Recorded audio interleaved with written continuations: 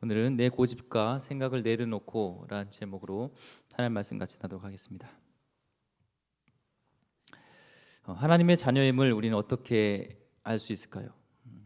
교패를 보고 알 수 있을까요? 이렇게 써 있습니까? 이렇게 하나님의 자녀. 예. 하나님의 자녀는 하나님의 사람은 성령님의 인도하심을 받죠. 그래서 로마서 8장 14절 말씀에 무릇 하나님의 영으로 인도함을 받는 사람은 곧 하나님의 아들이라. 그래서 하나님의 인도하심을 받는 사람이 하나님의 자녀, 하나님의 아들인 것을 우리가 알게 됩니다. 그렇죠? 어떤 계획이나 준비가 없이 살아가는 그런 자포자기한 인생이 아니라 우리의 계획과 우리의 준비를 철저히 하지만 그 결과는 하나님께 맡기고 성령의 이끄심 따라서 오늘도 하나님 성령님을 인정합니다. 나의 삶을 이끌어 주십소서.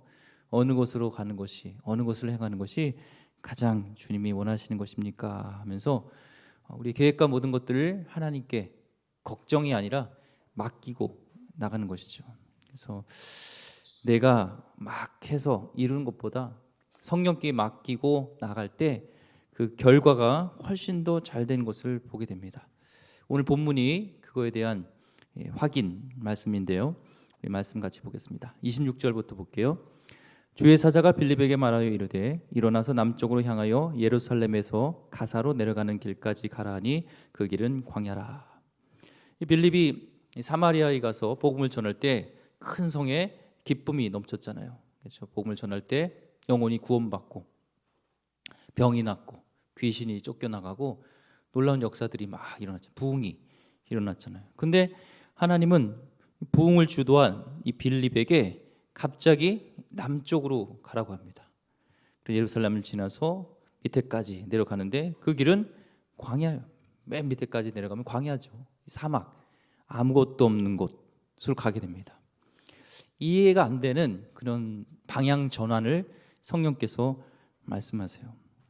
지금 굉장한 역사들이 일어나고 있고 막 사역이 잘 되고 있고 부흥이 있는데 지금 가봤자 사람도 없을 것 같고 그런 황망한 그런 광야 같은 곳에 가라고 하는 겁니다. 그런데 그 명령에 빌립은 토 하나 달지 않고 순종합니다. 그가 순종했기 때문에 우리 결론적으로 보겠지만 에티오피아 내시를 만나게 되는 것이죠. 그래서 우리 인생 가운데 성령님의 이끌림 받고 성령님의 인도함을 받는 사람은 순종하는 사람입니다. 그런데 순종도 그냥 순종이 아니라 즉각 순종하는 것. 언제 순종하는가 중요해요. 하나님이 우리 성도님께 말씀하실 때 그것은 바로 지금 순종하라는 것이지 내가 하고 싶을 때 내가 가고 싶은 곳 그거는 순종이 아니죠. 좌천되는 것 같고 비효율적인 것 같고 광야라서 아무것도 없다고 생각하지만 하나님의 인도하심을 받고 순종하여 갈 때 거기에 하나님이 여시는 놀라운 계획이 생기는 겁니다. 그래서 이사야서 55장 9절 말씀에 이는 하늘이 땅보다 높음 같이 내 길은 너의 길보다 높으며 내 생각은 너의 생각보다 높음이라. 우리가 아무리 지혜로운 것 같고 우리가 잘하는 것 같지만 우리 하나님보다는 택도 안 되죠. 그러니까 우리 인생은 내 주목을 믿고 나를 믿는 것이 아니라 하나님을 믿고 하나님께 나가는 것이 하나님께 이끌림 받는 인생이 가장 정확한 인생이에요. 오늘날 우리 크리스찬들은요 너무 영리해요. 너무 계산적이에요. 그게 오히려 문제입니다. 하나님의 사람은 자기 생각과 고집을 내려놓고 하나님의 음성을 듣습니다. 그리고 그분의 뜻을 이해하려고 너무 머리 쓰지 않아요. 이해되지 않을지라도 순종하는 것이고 하나님이 말씀하셨기 때문에 순종하는 겁니다. 오늘 에티오피아가 내시는 오늘 이제 순종에 의해서 이제 빌립을 만나게 되는데요. 그분은 국고를 맡은 사람이라 얘기를 합니다. 그러니까 국고를 맡았다니까 나라의 재산을 관리하는 거죠. 그러니까 지금으로 따지면 재경부 장관, 또 금융위원장, 한국은행 총재를 합친 사람 그런 사람입니다. 큰 식당에도요, 이 종업원이 많지만 결국에 돈을 챙기는 사람은 누구예요? 주인입니다. 예, 주인이에요. 나라의 돈주머니를 맡긴 사람은 왕이 제일 신복하는 사람이겠죠. 아니면 왕의 뭐 친척일 수도 있고 가족일 수도 있고 뭔가 신뢰를 받는 사람이 이제 나라의 국고를 맡는 겁니다. 우리가 볼 때는 넷이라고 하니까 별거 아닌 것 같지만 그의 직위가 상당히 높았을 것이라고 생각을 됩니다. 자, 그가 예비하러 지금 어디까지 왔냐면 예루살렘까지 왔다가 이제 이디오피아 아프리카로 이제 돌아가는 길입니다. 거기 아프리카에서 예루살렘까지는 수백 킬로가 떨어진 곳인데 그곳까지 예배하러 온 걸로 봐서는 그가 굉장히 신앙심이 있다는 것을 보겠죠. 이 성경을 보면서 하나님에 대한 뭔가 알고자 하는 열망이 있었습니다. 그리고 이 마차 속에서도 계속 성경을 읽는 걸 보면은 그의 뭔가 신앙심이 있었던 것을 보고 볼 수 있죠. 우리랑 비교해 보면 알잖아요. 예전에 요즘은 모르겠습니다. 요즘도 그러나요? 비행기 타고 멀리 갈 때 비행기 앞좌석에 멀리 갈 때 보면은 가까운 데 말고 제주도 같은 데 가는 거 말고 멀리 가는 데 보면은 앞에 막 비디오 볼 수 있잖아요. 막 수백 편 있어서 그거 몇 편 보면 이제 가게 되죠. 그럼 비디오가 막 있는데 그곳에서 난 성경을 봐야지 하면서 성경 보는 사람은 별로 없잖아요. 근데 이제 내시는 이 마차를 타고 가면서도 그 먼 걸 가면서도 성경을 읽고 있었습니다. 구원의 확신도 없고 예수 그리스도가 누군지도 모르는 사람이 성경을 계속 읽고 있었어요. 그래서 하나님의 진리에 대해서 목마름이 있었고 성령께서 그의 마음을 이렇게 움직이고 있던 것을 보게 됩니다. 그래서 하나님은 우리가 예상치 않은 모든 영혼에게 열려 있어요. 복음은 모든 영혼에 열려 있죠. 빌립이 이제 사마리아에서 오는 것과 또 내시가 예루살렘에 들렸다가 돌아가는 길과 또 그 내시가 그 말씀을 이사야서 53장 읽는 그 포인트가 정확하게 맞아떨어져 가지고 복음을 받아들이게 되는 놀라운 역사가 일어나잖아요. 그래서 하나님의 계획은 오차가 없다. 하나님의 계획 순종하고 나갈 때 우연이란 게 아니라 하나님의 섭리가 이루어진 것을 보게 됩니다. 우리 인생도 마찬가지예요. 우연은 없습니다. 이 아프리카의 복음화가 지금 이 순종한 이 빌립을 통하여서 또 내시의 이 모든 사건들이 우연인 것 같지만 하나님은 계획하셨고 철저하게 성령의 인도하심을 받은 그 한 사람들을 통하여서 역사하시는 것을 보게 됩니다. 29절에 성령이 빌립더러 이르시되 이 수레로 가까이 나가라 하시거늘. 자, 사마리아에서 여기까지 하나님 말씀에 순종하여서 단숨에 뛰어서 왔습니다. 숨이 차고 힘들겠죠. 여기까지 왔으니까. 그런데도 성령께서는 이제 수레로 가까이 가라고 가고 있습니다. 자, 수레는 누가 끌어요? 말이 끌죠. 개가 끄나요? 사람이 끄나요? 물론 인력거도 있지만 당시에는 이제 수레는 말이 끌었죠. 말이 끕니다. 말이 사람보다 느리죠. 빠르죠. 잘 아시는지 물어본 거예요. 목사님 그것도 몰라요? 이런 거 표정이 있는 거예요. 알아요. 저도 말이 더 빠른 거 알아요. 예. 근데 쫓아가라 합니다. 차를 주신 것도 아니고 스포츠카를 주신 것도 아니고 걸어서 뛰어서 지금 말을 쫓아가라는 거예요. 사람보다 빠른 이 말을 쫓아가라 합니다.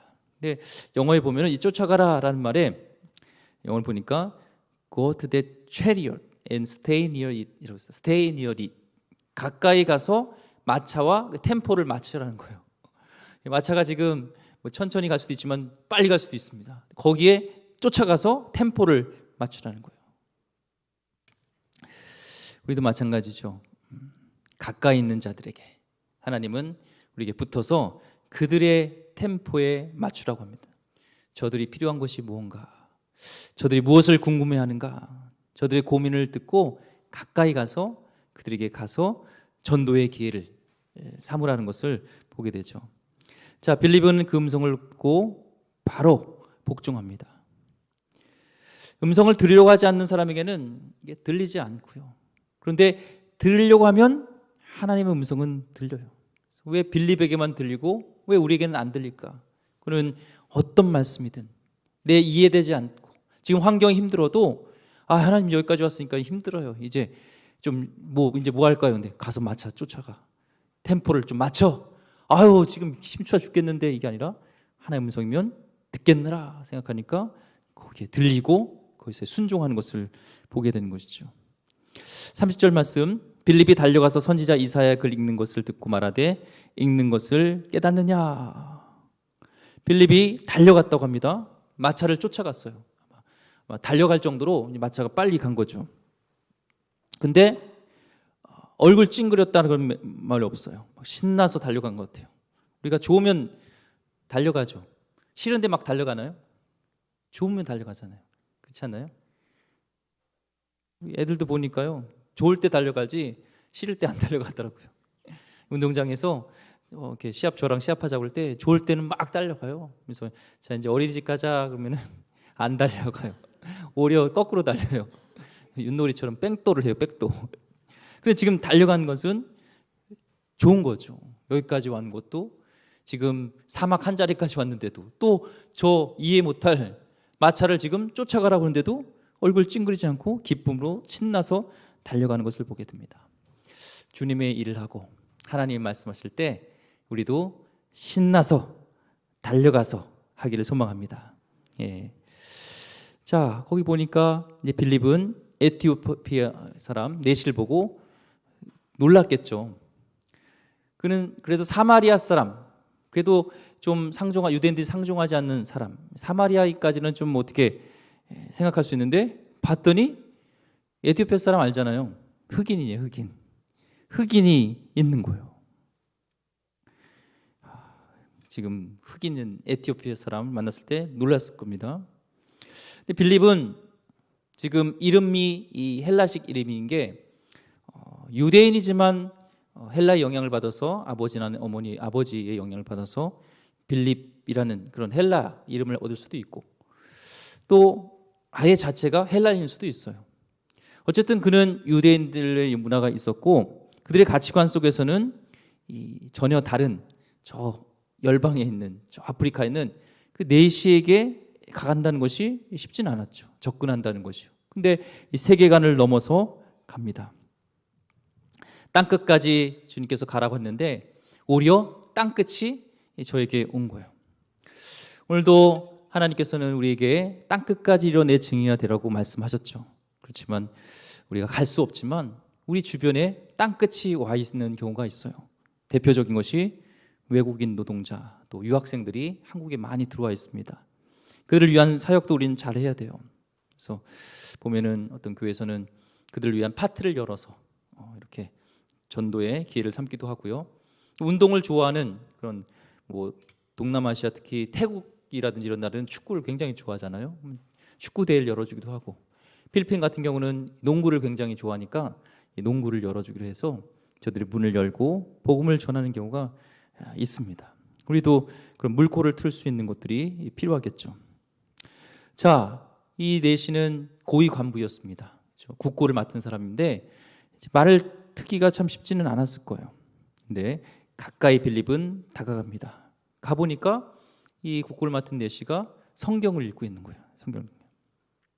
메시아를 다룬 이사야서 말씀을 읽고 있는 겁니다.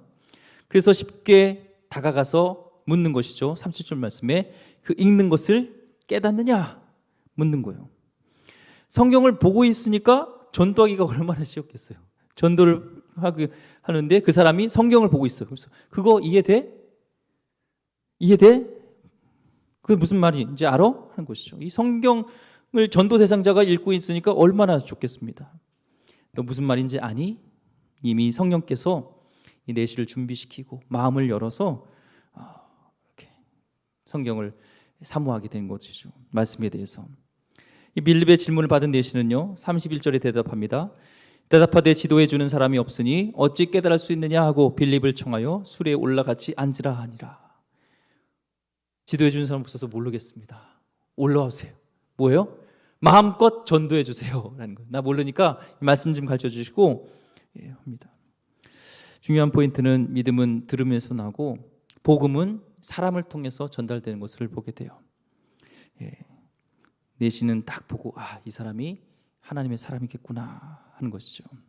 그래서 자기가 타고 있는 마차에 올라와서 가르쳐달라 합니다. 우리는 좋은 영적 스승 만날 때 겸손해야 돼요. 나이가 어리든 나이가 적든 겸손하게 된 것이고 그를 삶에 초대해서 배우려고 하는 것이죠. 내시는 자기가 국고를 맡은 그런 고위 간부인데 어디 감히 마차에 타 그러지 않고요. 가르쳐주세요. 내가 알기 원합니다. 잘 모르겠습니다. 이런 모습을 보게 돼요. 한 목사님이 성경 공부에 대한 갈급함이 있어서 보는데 어떤 분이 성경 공부를 너무 잘한다는 거예요. 그래서 그분에게 다가가서 신학생 때 개인적으로 성경을 좀 알려줄 수 있겠습니까? 하니까 그분이 좀 싫어했던 것 같아요. 스케줄이 바쁘니까. 그래서 설마 그러진 않겠지 했는데 내가 정말 바빠서 수요일 새벽 6시밖에 시간이 안 된다는데도 이분은 사모함이 있었어요. 그러니까 내가 그걸 배우겠습니다. 그 시간 너무 좋습니다. 그리고 내가 커피는 내가 쏘겠습니다 해서 한 6개월 동안 성경을 잘 연구했대요. 그래서 지금 하나님께서 귀하게 쓰시는 목사님이 되셨습니다. 우리는 이 목마름이 있어야 되죠. 이 배움에 대한 내시처럼 하나님 말씀을 내가 알고 싶습니다라는 목마름이 있는 것처럼 우리도 하나님 말씀에 대한 목마름이 있기를 소망합니다. 빌립 전도 방법이 있어요. 오늘 보니까 너무 쉽죠. 내가 한다고 하는 것이 아니라 하나님이 준비된 사람에게 가서 축복의 통로가 되는 겁니다. 그래서 우리도 빌립과 같이 성령의 이끌으심을 받고 기도하면서 하나님께서 예비하던 그 영혼들에게 가면 하나님이 준비된 택한 영혼이 있다는 거예요. 아무리 말을 잘해도 이것은 영적인 것이기 때문에 말씀을 이해하거나 예수님을 받아들이지 않을 수 있어요. 그렇지만 성령님께서 함께 하시면 도무지 마음을 열지 않을 것 같은 영혼에게도 마음을 열고 예수님을 받아들이고 이 말씀을 들으려는 그 귀가 생긴다는 거예요.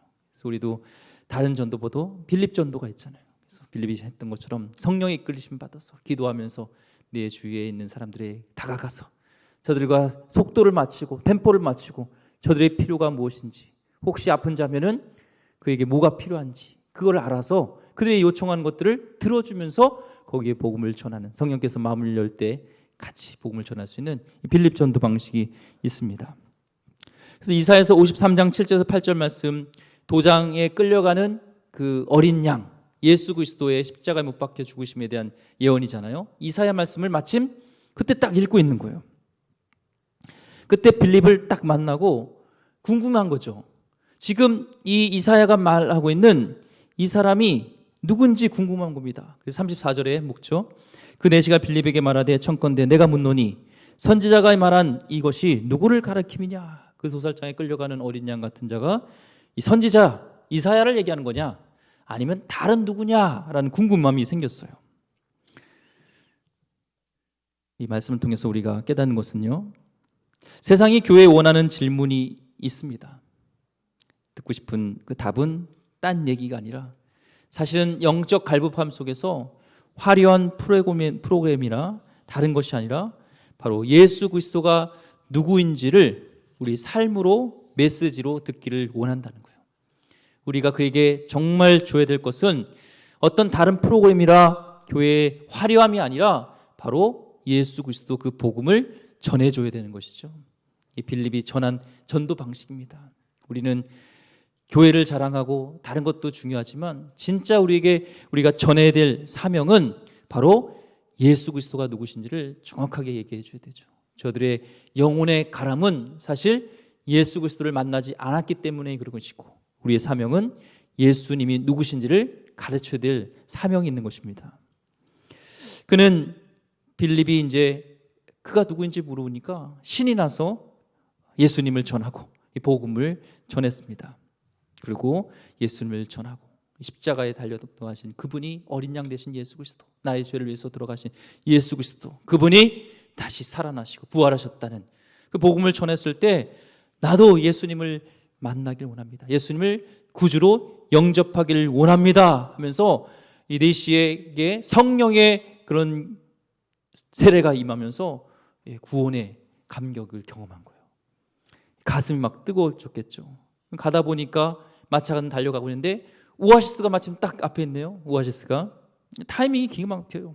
처음부터 오아시스가 있었던 게 아니라 이 빌립을 만나서 한 1시간 정도 성경 공부를 하고 예수님이 누구신지에 대한 것들을 듣고 나서 이제 예수님을 영접하고 가슴이 뜨거워지고 성령 세례를 받고 보니까 마침 앞에 오아시스가 딱 발견한 거예요. 물이 있는 거예요. 4시가 말합니다. 36절에 길 가다가 물이 있는 곳에 이르러 그 4시가 말하되 보라 물이 있으니 내가 세례를 받음에 무슨 거리낌이 있느냐. 이 말을 원뜻은 아무도 내가 세례받는 것을 막을 수 없다. 이제 나는 예수님이 누구신지 알게 되었고 성령의 역사심으로 내 예수님을 영접했고 내 가슴이 뜨거우니까 나도 세례를 받고 싶습니다. 가면서 아마 이 빌립이 예수님의 그 세례에 대한 부분도 얘기했겠죠. 세례에 대한 죄 사함과 내 자아가 죽고 거듭나고 이제는 예수님과 같이 혼인하는 것, 그런 예식으로서 의미가 이 세례다라는 것을 얘기했겠죠. 우리는 사랑하면은 결혼하고 싶잖아요. 그렇죠? 아닌가요?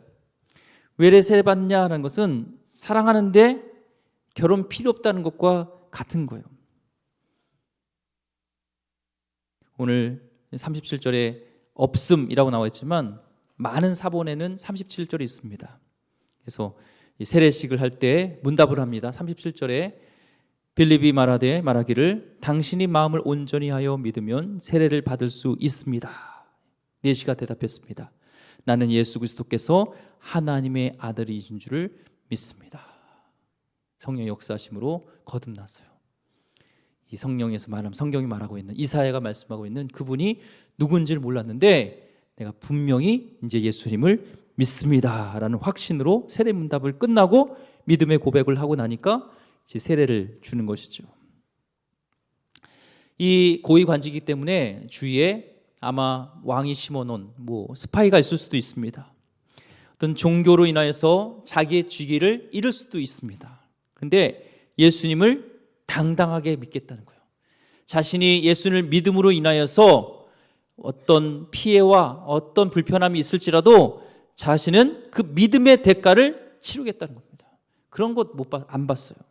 주님을 믿는 것에서 부끄러워하지 않고 거기 스파이나든지 신하들이 뭐라고 고백하고 뭐라고 왕에게 고할지 모르겠지만 자신은 당당하게 지금 예수를 믿겠다고 선포하는 겁니다. 당당하게 결혼하고 나서 그 결혼한 것을 숨기는 것은 이상한 사람이잖아요. 예수님을 믿고 예수님과 같이 운명을 같이 하기로 결심하지 않는 게 그게 이상한 것이죠.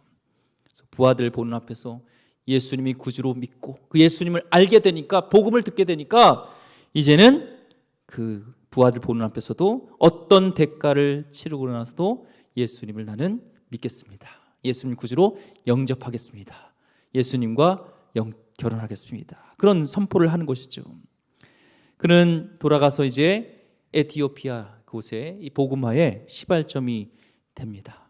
한 사람을 통하여서 하나님이 이렇게 역사하시고 한 사람의 순종을 통하여서 놀라운 역사들이 일어나요. 우리 한국 교회도 마찬가지로 초창기에 보면 우리의 신앙이 그냥 이렇게 된 것 같지만 그런 한 사람의 순종과 한 사람의 복음을 받아들임으로 인해서 또 헌신을 통하여서 복음화된 것이 있어요. 이 서경주 목사님과 형은 서상윤이라는 분이 있는데요. 기독교가 이 국법으로 금지되었을 때입니다. 조선시대에 스코틀랜드 영국 선교사님들이 기회를 엿보면서 조선말로 된 이제 성경을 번역할 도와줄 사람을 찾다가 이분을 만나요. 서상윤이라는 분을 만나고 그분을 통하여서 성경을 번역하게 돼서 수백 권의 이 성경을 가지고 이 조선 땅에 이제 미륵하게 됩니다. 황해로 가서 교회를 세우게 되죠. 그 교회가 이제 이 서상윤, 서경주 목사님이 세운 한국 최초 자생교회 소래교회입니다. 세문안교회라든지 정동교회보다도 한국 사람에 있어 세워진 조선 사람이 세워진 자생 최초의 교회는 소래교회예요. 선교사님이 아닌 이 서상윤, 서경주 이분이 세웠습니다. 이 서경주 분이 예수님을 믿고 가슴이 뜨거워진 겁니다.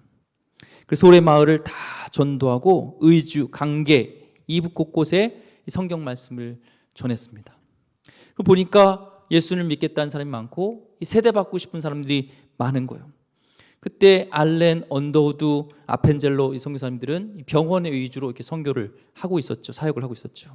그리고 언더우드 선교사님에게 찾아온 겁니다. 북한에도 예수님을 믿고 세례받고 싶은 사람이 많습니다. 어떻게 하는 거예요? 목숨이 아까워서 그곳에 가지 않고 아직 복음을 전하면 안 되는 게 국가 법으로 돼 있었으니까 오셔서 와서 복음을 전하고 또 세례를 줘야 되지 않겠습니까? 이 말에 언더우드 선교사님이 부끄럽게 여기고 첫 번째 이북 선교 여행을 마차로 떠나게 됩니다. 가고서 놀랐습니다. 의주, 강계, 정주, 목사도 없는데 이디오피아, 네시아 같은 그 한 사람에 의해서 뜨거워졌던 사람들이 복음이 전파되어져서 예수를 믿겠다는 사람이 많고 세례를 받겠다는 사람이 200명이 넘은 거예요. 언더우드 선교사님이 가니까. 그때 첫 번째 세례를 받기 원하는데 질문했던 것이 이거였습니다. 조선의 국법이 이것을 금하고 있습니다. 그래서 압록강을 넘어요. 그래서 중국 땅에서 처음 세례를 주게 됩니다. 질문이 조선의 국법은 기독교를 믿는 것을 금하고 있는데 그래도 예수님을 믿고 세례를 받겠습니까? 였습니다. 그때 30명이 그래도 예수님을 믿겠습니다. 죽음을 각오하고 세례를 받게 됩니다. 그래서 그분들을 통하여서 복음이 전파되어진 것이죠. 우리 한국 기독교도요. 그런 야성으로 인해서 그런 한 사람의 순종으로 인해서 그런 목숨을 내걸고 예수님을 믿겠습니다.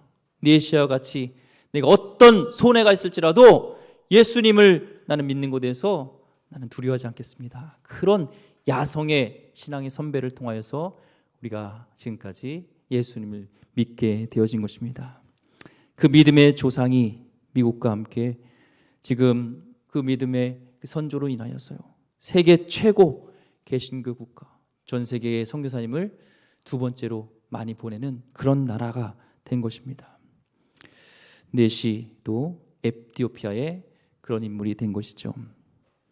39절 말씀 보겠습니다. 둘이 물에서 올라올새 주의 영이 빌립을 이끌어간지라 네시는 기쁘게 길을 가므로 그를 다시 보지 못하니라.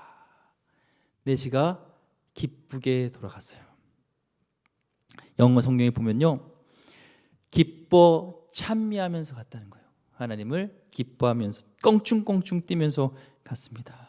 이게 물세례와 함께 성령세를 받고 예수님을 만난 사람의 기쁨입니다. 하늘의 기쁨인 것이죠. 원래 고위 공직자들은요 원래 감정 표현을 잘 못해요. 세상의 부귀 영화를 누려봤기 때문에 애지간히는 감동받지 않는데요 그가 기뻐 뛰며 찬미했다는 것은 세상이 줄 수 없었던 참된 기쁨이 그에게 있었다는 것입니다. 예수님을 만나면 그동안에 내가 누렸던 그 기쁨과 행복하군요 비교할 수 없는 그 인생이 펼쳐지는 거예요. 17세기 철학자면서 과학자였던 파스칼은요 천재라고 얘기를 들었습니다. 그는 귀족이었고 그는 교만과 향락적인 삶을 살다가 31살 되는 어느 겨울밤에 예수 그리스도를 인격적으로 만나게 됩니다. 그러면서 그는 팡세라는 그 생각이라는 뜻이죠. 팡세라는 책을 쓰게 되는데요. 그는 팡세 이런 기록을 했습니다. 은총의 해 1654년 11월 23일 월요일 밤 10시 30분부터 자정 12시 30분경까지 그 짧은 시간에 나는 하나님을 만났다. 철학자의 하나님, 인텔리의 하나님이 아닌 아브라함과 야곱과 이삭의 하나님을 만났다. 확신, 가슴 깊은 곳에서 터져나오는 기쁨과 평화, 예수 그리스도의 하나님, 나의 하나님, 그리고 당신의 하나님 외의 모든 것들은 내 뒷전으로 사라지고 있다. 세상은 당신을 모르지만 이제 나는 당신을 압니다. 환희, 눈물, 너무나 달콤하다. 나의 기쁨은 영원하다. 그러니까 예수님을 만나고 과학과 철학과 어떤 곳에서도 그는 누리지 못했던 참된 기쁨을 예수님을 만남을 통해서 그는 그걸 누리게 됩니다. 중생의 기쁨, 그 기쁨은 예수 그리스도를 구주로 영접할 때 오게 될 줄 믿습니다. 빌립과 네시는요 이 다음에 서로 다시는 만나지 못했습니다. 이 땅에서는요. 그는 돈이 많기 때문에 나와 함께 득실에 묻지요. 당신을 위해서 이 차를 선물하겠습니다. 그런 것도 없었어요. 그냥 복음을 전하고 끝이었습니다. 빌립은 내시가 작은 불꽃 또는 큰 불꽃이 됐는지도 보지 못했어요. 그래서 우리 평가는 이 땅이 아닌 천국 가서 우리는 알게 됩니다. 빌립은 해안 도시를 이끄는 100km 넘는 곳을 끝까지 전도하면서 그는 하나님을 전했던 놀라운 사역들을 감당합니다. 진짜 움직이는 모바일 성전이었습니다. 사마리아 전도, 내시 전도, 해안 전도를 불과 이렇게 일어나는 것을 보게 되죠. 성령의 사람에게 그 하루는 새로운 세계의 시작이 됩니다. 오늘 여러분은 어떤 일을 준비하고 계십니까? 나를 또 어디로 보내실 것인가?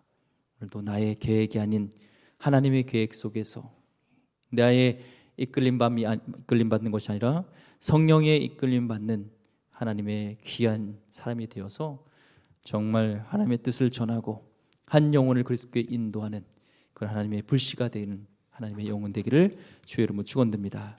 기도하겠습니다. 하나님, 빌립 집사님을 볼 때 나의 모습과 너무나 다른 것을 보게 됩니다. 오늘도 하나님 나를 통해서 큰 일을 행하시길 원하지만 내 고집과 내 생각은 너무나 많습니다. 오늘 하나님 철저하게 하나님의 순종하여서 내려놓고 나갈 때 하나님 우리가 계획했던 것과 우리가 차마 예상치도 못했던 놀라운 그런 한 영혼을 예비하고 그 영혼이 주님을 만나게 된 것을 보게 됩니다.